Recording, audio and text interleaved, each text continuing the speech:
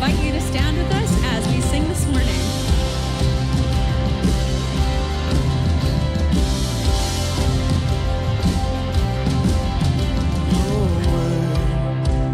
Is a lamp unto my feet.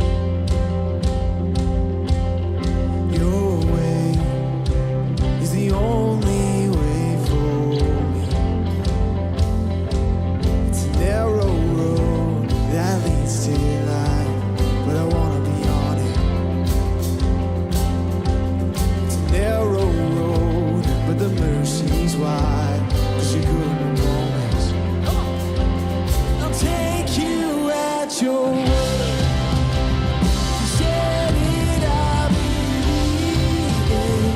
I've seen how good it was. You started, you'll complete it. I'll take you at your word.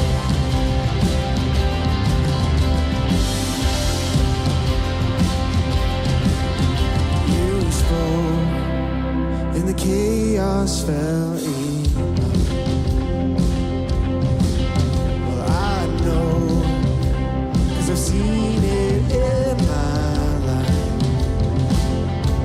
It's a narrow road that leads to life, but I wanna be on it. It's a narrow road and the tide is high, but you're part in the water. I'll take you at your word.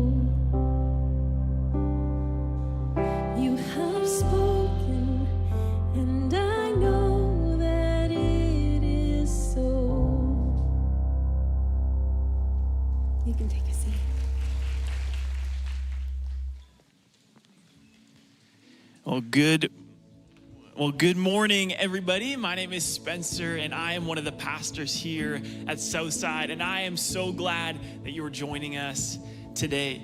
Maybe you're here and you are new or new-ish to Southside Church. Maybe this is your first time or it's your first time in a long time. I'm just really glad that you took this step and came out today.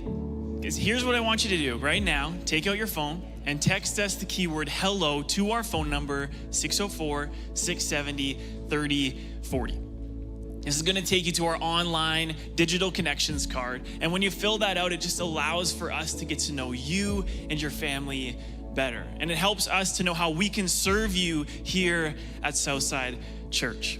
And just as a way for us to say that we're so glad that you're here, once you fill that out, we want to send you a $5 Starbucks e-card as a little welcome here gift. Now, who else here is intimidated by finances?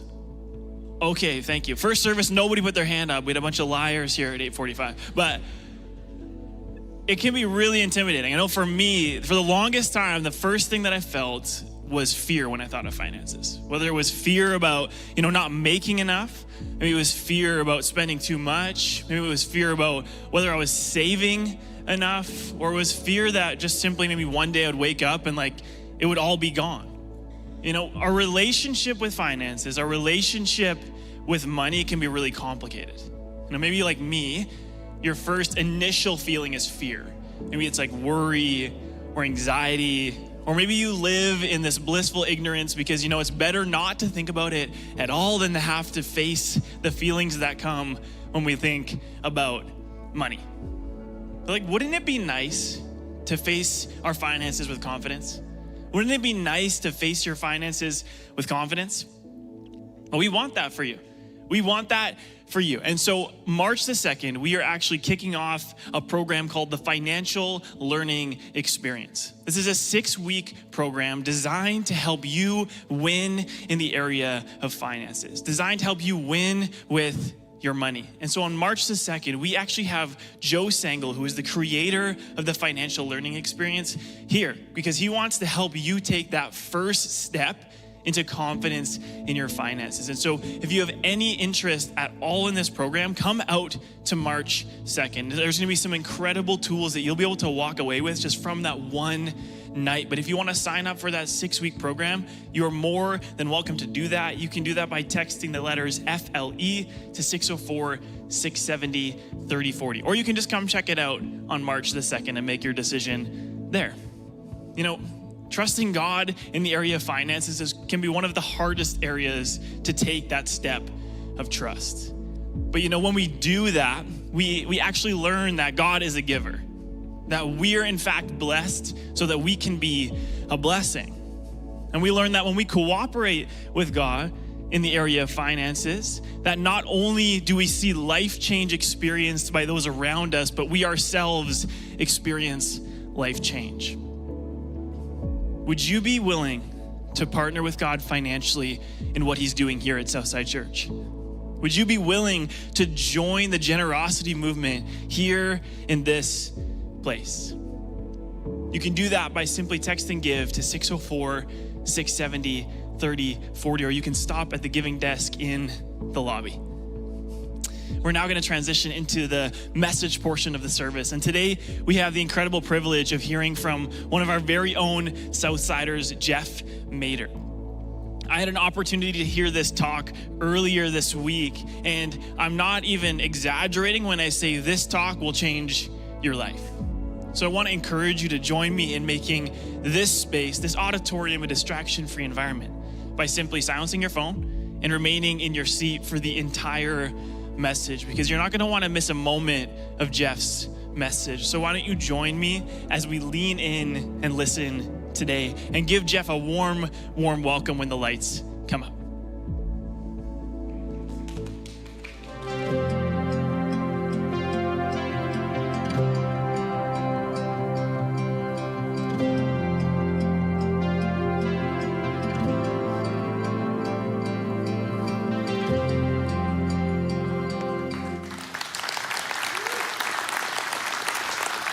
Good morning, everyone. I'm really excited to share a bit with you about what God's been doing in my life recently. As Pastor Spencer said, my name is Jeff, and my wife, Britt, and daughter, Kenzie, who is 5. We've been attending Southside for almost 3 years now, and it has been incredible. We feel like our relationships with Jesus have never been more alive. We've made some really great friends, and Britt and I get to serve here on Sundays in areas we really enjoy. I am a part of the worship team, and my wife gets to hang out with the 2-year-olds a couple times a month, the anarchy that is that room on Sunday mornings. But we are so proud to call ourselves Southsiders. This last year, April 24th of 2024, I went through a pretty major life change. I had a total left hip replacement. And I can already hear what you're thinking. Jeff, you're so young, in such incredible shape. Why would someone like you need a total hip replacement? Thanks very much for asking. I grew up playing sports all the time, just as active as I could be. I remember every day after school, my brother and I would be out playing hockey or basketball or baseball or soccer or throwing rocks at each other, sports that boys play. And I played soccer the most. I played into my mid-20s, and outside of my naturally declining physical health in my mid-20s, I started to realize that I was losing all my power in my left leg. And so you start favoring the right leg. And then from there, what I started to do is wake up the next morning and feel a lot of pain in my lower left back. I'd feel a lot of pain in what I thought maybe was like an old groin injury kicking in from back in the day. And so you play through it, and then eventually I just didn't like waking up so sore all the time. So I hung up the old soccer boots, and that led to me actually not playing sports at all anymore. I stopped working out altogether, and I put on a little bit of weight over that next season. And then when my daughter was born, I realized, man, I need to make some changes here. I want to be able to keep up with my kiddo as she starts to grow up. And so I got to work. Over that next year, I was working out 4 or 5 days a week, playing tons and tons of tennis for cardio, and I lost over 50 pounds. And I was feeling really good, feeling strong, but my hip, or what I thought was maybe a groin injury, was worse than ever. I actually started to develop a pretty severe limp because I was struggling so much with it. And so I decided, I'd been struggling with the pain for about 5 years. Maybe I should go see my doctor about this. Could have maybe done that a little sooner, but not a bad, 5 years, not too bad. So went to the old GP and said, hey, really struggling. What are some next steps? And so I got immediately referred onto a local specialist. And so I had about a 3-month wait before I had to go see them. And they weren't very much help. I really wanted to find the root cause of the issues, and they were primarily concerned with pain management. And so I went along with it initially, starting to feel, they do some trigger shots and local anesthetic to try and help some things. They wanted to push some cortisone shots and say that would really help. I wasn't really interested in that. And so I was going along with the pain management side of things. At this time, I was working in construction as well for a year and a bit. And so most days I was in a ditch, sometimes down in a cage, and I'd be putting in water, sewer, storm pipe for the day. And so that was pretty hard work, an incredible year. And I have a lot of very good stories, if I do say so myself. I'll be speaking again in the summer, so I promise I'll share 1 or 2 of them then. But I was more sore than ever working in construction. And so I'd been seeing this specialist for 7 months, and I said finally, hey, I just really want to figure out what's going on. Can I go for an x-ray? And they said, if it's a tear or something, they're not going to fix it anyway, so you don't need an x-ray. So I went back to my GP and said, please, can I just have an x-ray? And so they gave me a requisition form, went to the clinic, got it done, and then I got a call a week later. And my doctor said, hey, can you come in? I want to chat about the results, which is always an interesting call to get because it probably means something. So I headed in, and they showed me the chart and said, hey, you have severe arthritis in your hip. And I mean, it was a bittersweet moment. Bitter because no one wants arthritis, but then sweet because it meant I wasn't crazy and what I was going through was real, and the pain that I had was real. And so that began the process of another referral. So I was referred to a local surgeon. That was a 7-month wait, and that meeting didn't go super well either. Due to my age, I was 33. At the time, they said they didn't want to do the surgery because later on, I'd probably need another one. They last about 25-ish years, and so they said, you'll need one at 60, and that one's gonna be harder to recover from, and you have a lot of life ahead of you, and I mean, maybe call it the naivety of youth, but I just didn't want to live in pain anymore. I wanted to sleep through the night. I wanted to be able to keep up with my kid who was getting faster than ever and cuter and smarter than ever, you know. And so I said, hey, I really want to get this done. And so I was referred again onto UBC Complex Joint Clinic in Vancouver, and they're kind of the, I guess you could call it, end boss of referrals. If they said that I couldn't get it done, I'd be waiting for a while. And so I was pretty nervous to get to that appointment. It was another 7-month wait, conveniently, for my story. If you're a mathematician now, you know how far along we are in the process, quite a ways. And so I was leading up to this moment with a lot of nerves, and my wife had to work that day, so she couldn't come with me. So I asked my mom to come. I was like, oh, we can have a nice day together and get some lunch. And I mean, I was also just wanting some company in case I got some bad news that I'd have to wait 10 years. I didn't feel like that 2-hour drive on the way home, in case if it was by myself, wouldn't have been a lot of fun. So, and I love my mom, all right? So I just wanted to hang out with her for a little bit too. So I go into my appointment, and the first part of the appointment was with a doctor in training, a resident, and they had the opportunity to try and diagnose what was going on first, make some recommendations, and then the surgeon would come in. And so they were talking about this new scoping technique, and they could go in and then burn away that bone spur, and then burn away that bone spur, and deal with those cysts and stuff. And I was like, oh, cool. But maybe I wouldn't need a total hip replacement. But then the surgeon comes in, and he goes, all right, can you lay down for me? He's looking at my chart.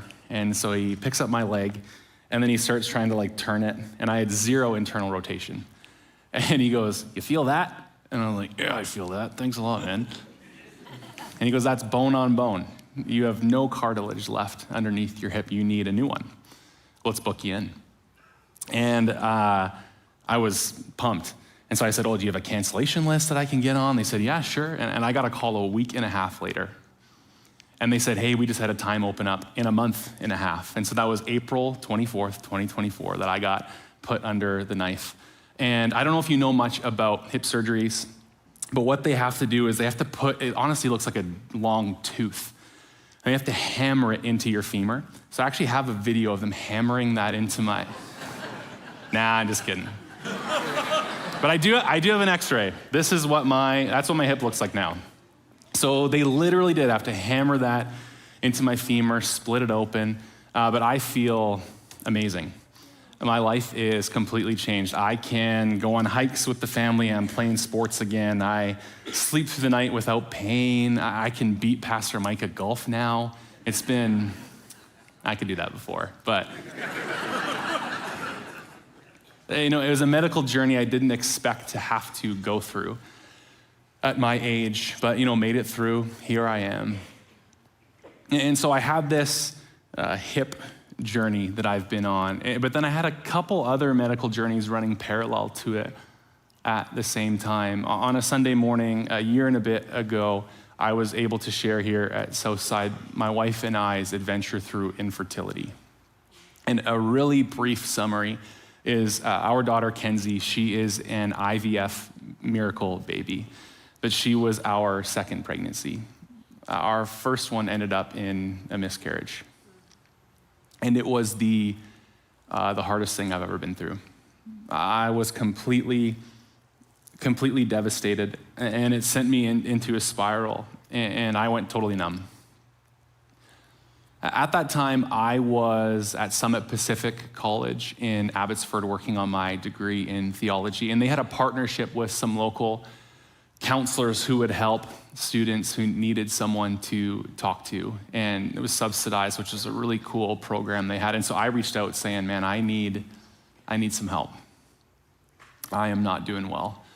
And so it was through these sessions with this counselor who was really awesome, started to unpack a bit of my life and started to realize that the ways that I would view life, myself, others weren't exactly healthy. I thought that everyone would just have days when they just couldn't get out of bed.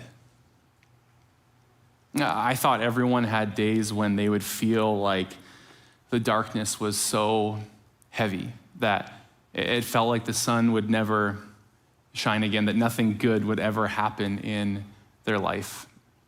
Again, I thought that everyone from time to time when they weren't doing well would deal with suicidal thoughts.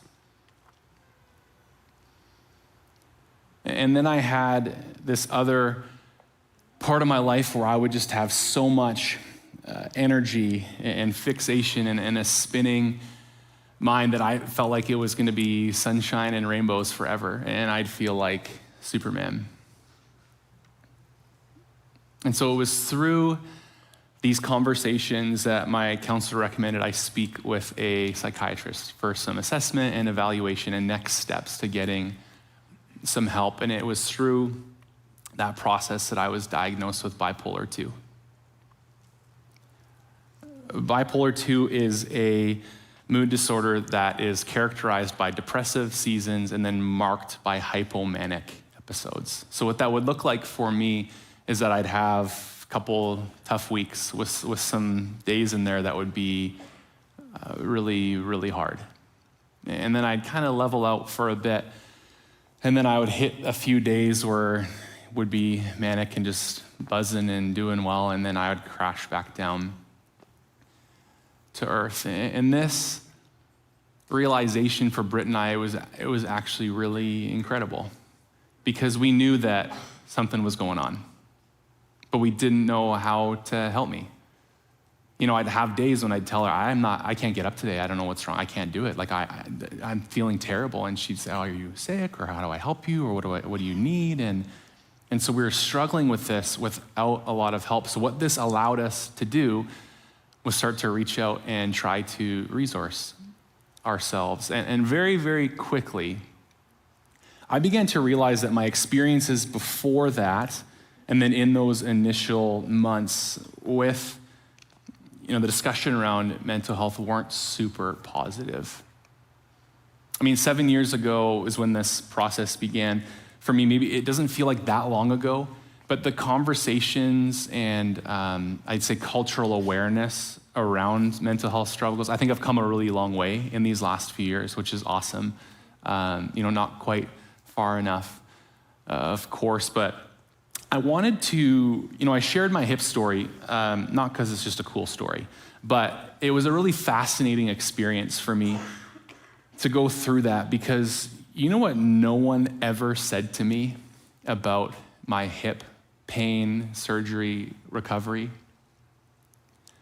Maybe if you prayed a little more, it would go away. Or maybe, Jeff, maybe if you just focused on like your diet and exercise and sleeping well, it would just take care of itself. Or everyone's got their problems, Jeff, this one's yours. Or one of my favorites, Philippians 4:6-7 is a verse in the Bible. Maybe you've heard it. Do not be anxious about anything, but in every season, through prayer and petition with thanksgiving, offer your requests to God and you will have peace. Just done. No one ever said that to me about my hip, because it makes sense, right? Like if someone's hip is destroyed, they need a new one. You don't look at someone in crutches and go, come on, man, keep up with the rest of us. You can do it. But every single one of those things was said to me about my mental health struggles, as if it was something that, You could just grit your teeth and bear it and make a change, but that's not true. It's not true. I want to address the fact that a room of this size with this many people, statistics would tell me that there's a lot of you today that can relate to what I'm talking about, that you've struggled with depression or anxiety or other things for a long time. And then there's going to be some of you who would sit in the room today and go, I haven't really dealt with that, but I'm sure you know of someone or a friend of a friend. And really early on, my wife and I were able to connect with someone who was just so incredible, helped us really jumpstart the beginning of a wellness plan for me. And they shared an analogy with us, and I wanted to share it with you today. When you have depression, it's like it snows every day. Some days it's only a couple of inches. It's a pain in the butt, but you can still make it to work and the grocery store. Sure, maybe you'll skip the gym or your friend's birthday, but it is still snowing and you don't know how bad it might get tonight. It's probably better just to head home. Your friend notices, but just thinks you're kind of flaky now or a jerk. Some days it snows a foot. You spend an hour shoveling out your driveway and you're late to work. Your back and your hands hurt from shoveling. You leave early because it's really coming down out there, and your boss notices. Some days it snows 4 feet. You shovel all morning, but your street, it never gets plowed. You're not making it to work or anywhere else for that matter. You are so sore and tired, you just get back into bed. And by the time you wake up, all of your shoveling is filled back in with snow. Looks like your phone rang. People are wondering where you are, but you don't feel like calling them back. You're too tired from all the shoveling. Plus, they don't get this much snow at their house. So they don't know why you're still stuck at home, and they don't understand. They just think you're lazy or weak, although they rarely come out and say it. Some weeks it is a full-blown blizzard. When you open your door, it is to a wall of snow, and the power flickers and then it goes out, and it's too cold to sit in the living room anymore, so you get back into bed with all of your clothes on. The stove and the microwave won't work, so you eat a cold Pop-Tart and you call that dinner. You haven't taken a shower in 3 days, but how could you? Air too cold to do anything except sleep. Sometimes people get snowed in for the winter. The cold seeps in, no communication in or out. The food runs out, and what can you even do? Tunnel out of a 40-foot snowbank with your hands? How far away is help? Can you even get there in a blizzard? And if you do, can they even help you at this point? Maybe it's death to stay here, but it's death to go out there too. The thing is, when it snows all the time, you get worn all the way down. You get tired of being cold. You get tired of hurting all the time from shoveling. But if you don't shovel on the light days, it builds up to something unmanageable on the heavy days. You resent the hell out of the snow, but it doesn't care. It is blind chemistry. It is an act of nature, and it carries on regardless, unconcerned and unaware if it buries you or the whole world.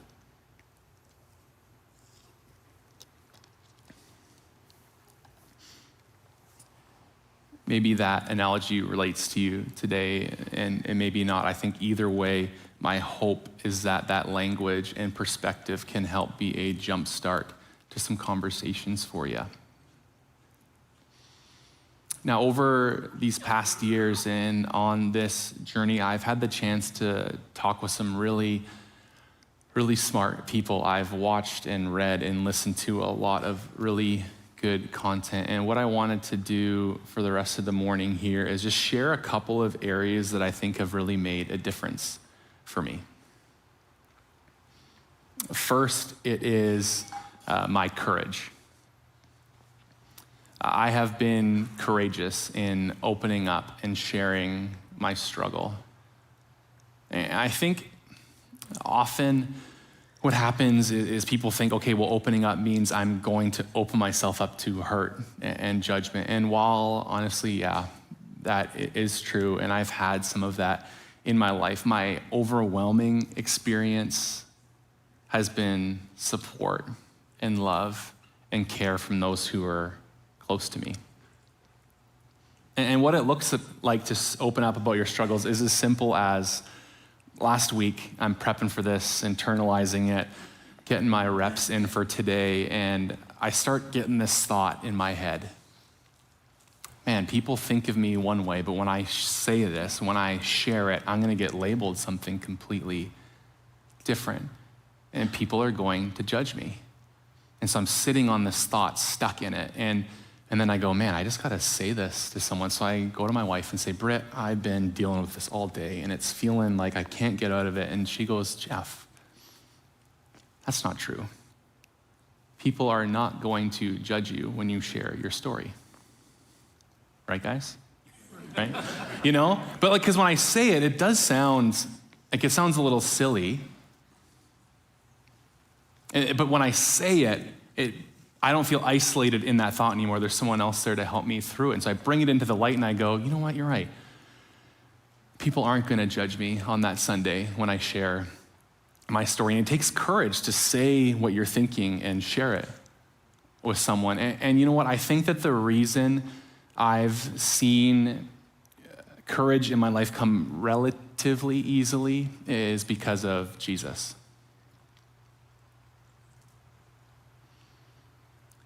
Pastor Mike talks about the upside down reality of the open-handed life. This thought that we give everything we have to God, the good and the bad, and in his mercy, he uses our stories to impact and reach other people. See, I believe that we go through what we go through so that when we get to where we are going, we are who we need to be. Everything in my life that I have been through has brought me to this very present moment. So I can share my story, and you can know that God had you in mind for today. I just know that my story is impacting you today because maybe you can relate with me and you're going, man, no one's ever shared their struggles, this transparently from a stage before, and it's gonna give you strength. It's gonna give you the courage that I've been talking about. Or maybe you're sitting there and you can't relate to this specific struggle, but we all have our struggles, right? We all need to share what we're going through. And today, there's gonna be a passion you stirred up to take a next step or to help someone and be a support to someone who needs it. You see, I can share my story and be open about it because I know it's not all about me. It's for you too. And so first, it's been my courage, and secondly, it's been my community. I am so incredibly fortunate to be married to my best friend. Britt and I have been together a while now. We've liked each other for like 20 years. We got married at 21, and so we've been through a lot together. We grew up and matured together. Married young, just trying to figure things out. You buy a house and then a career change and then sold the house so I could go to school and then started IVF and we had a miscarriage and we're trying to navigate that, and then we buy another house and then a career change. So we've been through so many things, and then there's been this mental health journey alongside it, and she's been so incredibly supportive and patient and steady for me. And I am so, so grateful for her. But no offense to the support she has been, she alone wouldn't have been enough for me. I needed more people. And maybe this next thing I'm about to say you disagree with, that's fine. Maybe you'd call it heresy, whatever. I don't believe that just me and God could have done this either.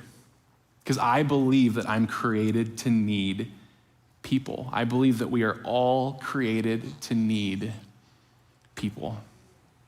And so I have had this close-knit circle. People have come and gone at times, but I've always had a core who's been there to help me and help me try to live well. And we've had different tools and conversations over the years that have been helpful, and I want to share one of them today. It's a number system, and we're not going to put it up yet. I want to show it to you in a moment, but I want to explain why this number system has been so helpful. One of the hardest things to do when I feel like garbage is to reach out, because it's hard to know what that first time's supposed to look like. I take out my phone and go, hey, been feeling like garbage for a few days now, and don't really know when it started, but haven't showered or eaten for a while. Just wanted to let you know, okay, thanks, bye. Like, how do you start that conversation? And then the person on the other end receives that message and they go, okay, like, am I supposed to show up? Or do I just give you advice or just encouragement or just prayer? And without having a clear conversation, it's hard to know the best ways forward. And so what this number system allowed me to do is first have a clear conversation when things were going good. To say to someone who's close to me, hey, here is this number sheet. And what I want to be able to do when I'm not feeling well is just text you a number. And then you can kind of see where I'm at. And then instead of you having to feel like you have to solve all my issues, all I really need is for you, is so that I can know that you know and you're there for me, so that you can pray for me, so that you can support me. And so this is what the number scale looks like. And what's so great about it is I don't have to explain where I'm at. If I'm texting to someone, hey, I'm feeling a 5 today, they're gonna know Jeff's feeling like he wants to withdraw. His concentration is lower than usual. He's a bit agitated and he just wants to lock into his routine. So that's a bit of a warning sign for me to go, all right, if I can catch this earlier, then at least I'm not stuck in my own thoughts. And I mean, this is a bipolar mood scale, so it shows the lows and the highs. But what this allows me to do is, man, when I'm feeling like garbage, when the darkness is seeping in, when I don't feel like the sun is ever going to shine again, that conversation I had is like this little ray of sunshine that pierces through how I'm feeling, and I can remember that someone is there for me. So I can pull out the phone and go, hey, I'm at a 4, and send it. And I know that someone is there. Who are those people in your life? You should talk to them. You can start by saying my story today. This tall dude at Southside opened up about his mental health struggles and talked about it today, and it was so cool that he had that story. And then you go, you know what, I can actually relate a little bit. Can I share about what I have been going through? You should talk to them. Or maybe you'd say to me today, Jeff, I have no one in my life. I don't have a name that comes to mind right away when you say that. I really believe that they're here at Southside. God is building an incredible community here of people who are just doing their best day over day to take one step closer to God at a time. So that could look like joining a small group. That could look like joining a serve team. And so whatever group you're in today, whether you have someone, boom, right in your mind that you know that you want to connect with, or you'd say that you don't know how to connect, we have a team that's ready to help respond today and help support you and take some next steps. So you can text CARE to 604-670-3040. Text CARE to that number. And listen, I realize that first step can be a scary one. I really do. But if I may, I've taken a pretty big step today, and I went first. And so I hope that what I've done today can help to encourage you and give you that courage to take one of those steps today. So it has been my courage, it's been my community, and finally it has been my church. Now listen, I want to be really clear. The church is not this building. Church doesn't close on a Sunday when we're done. Our services, we are the church. I am the church. You are the church. When we leave this place, we carry the mission and the message of Jesus with us wherever we go. I believe that, and I try to live that every day. There's something special about Sunday mornings, though. I mean, you feel it. Who knows what kind of week you've had? Who knows how easy it was to get the kids in the car and bring them here today? You're distracted from the week, but you come here and it's this peace that just kind of washes things away that you can't really explain. You don't really understand. Or we've been working through the book of Acts as a church. And honestly, I've read it a lot. I studied it in my degree, but every Sunday I'm coming and I want to hear what God is going to say through Pastor Mike. And he's doing such an incredible job of giving these new perspectives. And it's shaping and shifting my paradigm in a way that I didn't think it could. And my life is changing. And God speaks to me on Sunday mornings. Or on days when, I'm just feeling like trash on a Sunday morning. And it takes all of my strength to get out of bed and put some pants on and come to church. And then I sit in that little section over there. So I walk up the steps and I'm just feeling overwhelmed and I'm feeling pushed down and I'm feeling like a burden and I'm standing there with my hands in my pockets and just doing my best. And then the worship team sings a song like Firm Foundation.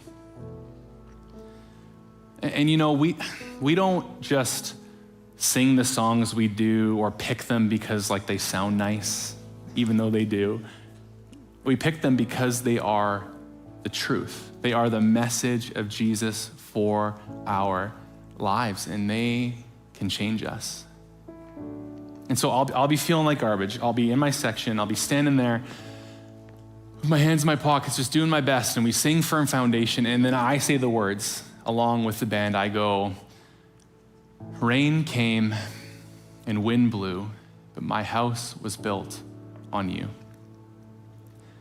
I'm safe with you, and I'm going to make it through. Christ is my firm foundation, and it makes a difference. I'm not stuck thinking about the things that I can't solve in the moment, but my eyes are lifted up to what God has for me. And so we're going to sing that song this morning. I want you to do two things for me. I invite you to stand to your feet.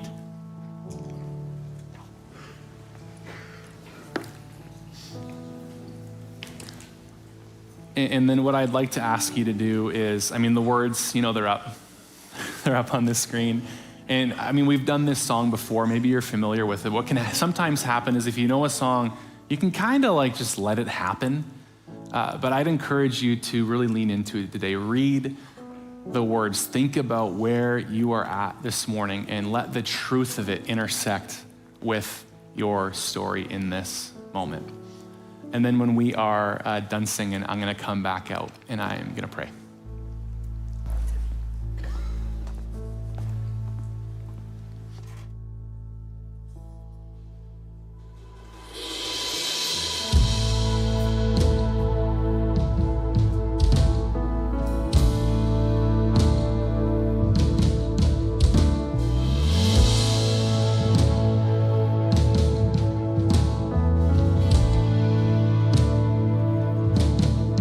Christ is my firm foundation,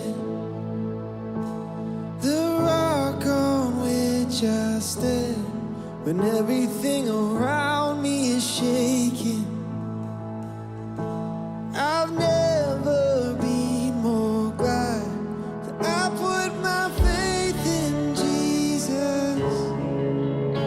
'Cause He's never let me down. He's faithful through generations. So why would He fail now? He won't.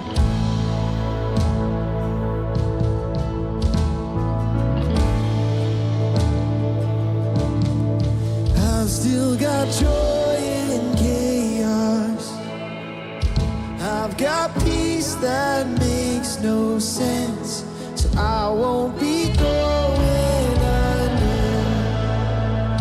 I'm not held by my own strength, 'cause I built my life on Jesus. He's never let me down. He's faithful in every season. So why would he fail now? He won't. He won't. He won't fail. He won't fail.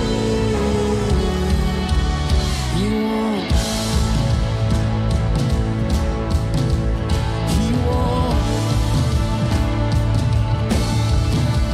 He won't fail. He won't fail. Christ is my firm foundation, the rock on which I stand. When everything around me is shaking, I'll never be more glad that I put my faith in Jesus. He's never let me down. He's faithful through generations. So why would he fail now? He won't. He won't. He won't fail. He won't fail.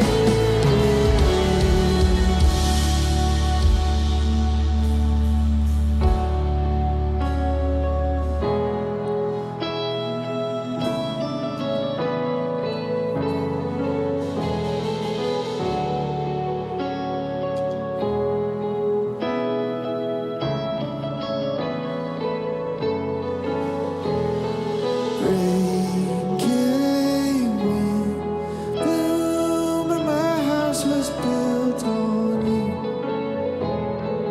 I'm safe with you.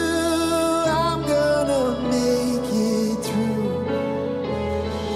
Rain came, wind blew, but my house was built on you. I'm safe with you. I'm gonna make it through. Rain came, wind blew, but my house is built on you. I'm safe with you. I'm gonna make it. I'm gonna make it. I'm gonna make it through. 'Cause I'm standing strong on you. Oh, I'm gonna make it through.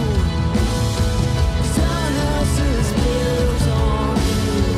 Christ is my firm foundation, the rock on which I stand. When everything around me is shaking, I'll never be more glad that I put my faith in Jesus. 'Cause he's never let me down. He's faithful through generations. So why would he fail now? He won't. He won't. He won't fail. He won't fail. He won't.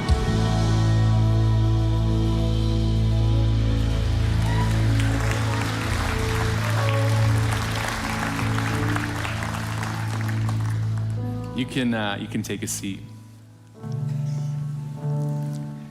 And I want to invite you just to bow your heads and close your eyes in this moment.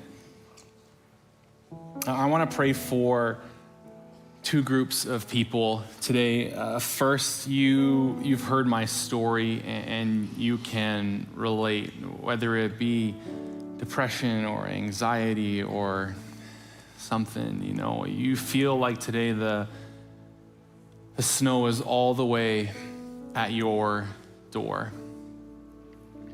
I want you to hear me really, really clearly.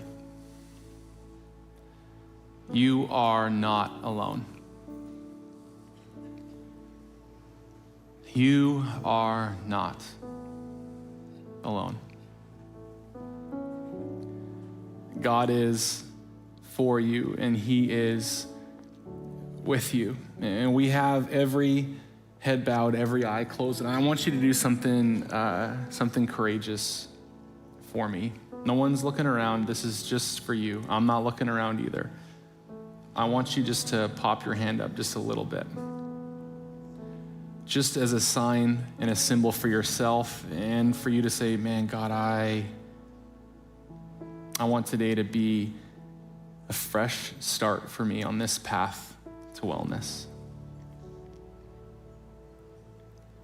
God, I thank you that you are for us, that you never leave us, that there is help for those that ask for it. And you've created this incredible community here at Southside where we can be loved by people and in turn love other people. And so I pray that you'd give each person who popped their hand up today courage to speak to someone they know, or courage to text care to our number, 604-670-3040, or both. God, but I pray that they could take that step today, one step, one day at a time. Amen. Amen. Let's celebrate those people today.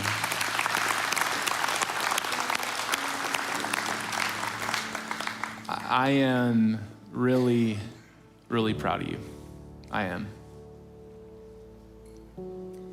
I want to invite you to just bow your heads, close your eyes one more time for me this morning. Some of you are hearing my story, and I've talked about how Jesus has made such a massive difference for me. He has been the difference, started it all. He saved my life because he loves me, and he loves you too. And maybe you can't relate exactly to my struggles today, but I mentioned we all have our struggles. We all can relate to that at least, and God is with you in it. Jesus came to earth, died for our sins on a cross, was buried and rose again for us, for me and for you. He is the difference maker. And so today, if you feel like, man, I want to have Jesus in my life, I want to believe in him, I want to give him my heart, I want to invite you to raise your hand today as a symbol to yourself and to God. Man, I want in.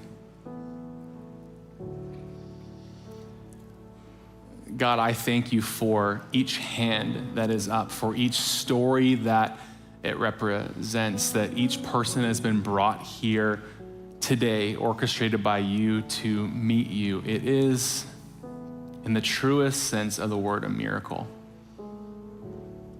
Thank you, God, that you sent Jesus so that we could have full life here on earth, an eternal life forever with you in heaven. And so I look to each of these hands, look to each of these lives, and I'm excited for what's next. We love you in return, God. Amen. Amen. Let's celebrate those people.